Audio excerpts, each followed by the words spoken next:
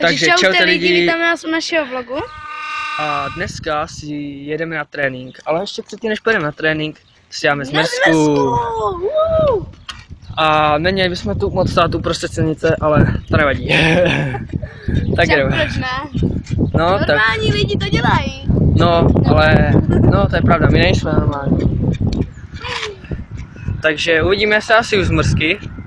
No, tak ještě dřív, než se uvidíme na tréninku, nebo teda spíš u zmrzky, tak dlouho nebylo video, protože Dave tady měl přiskříplý nerv a tak nebyl asi 2 tréninky, prostě nebyl 2 tréninky a nemohli jsme natáčet, takže proto dlouho nevycházeli.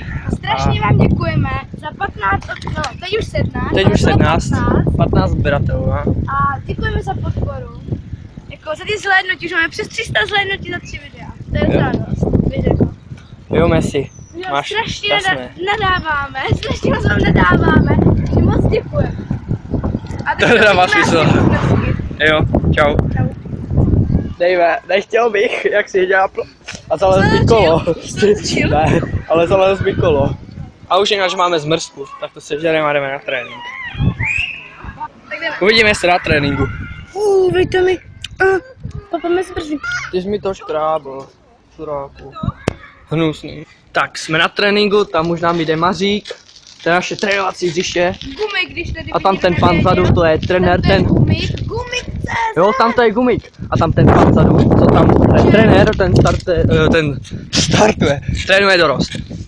A takže to bude asi pro dnešní video, tak všecko. A uvidíme se u dalšího videa. Čau.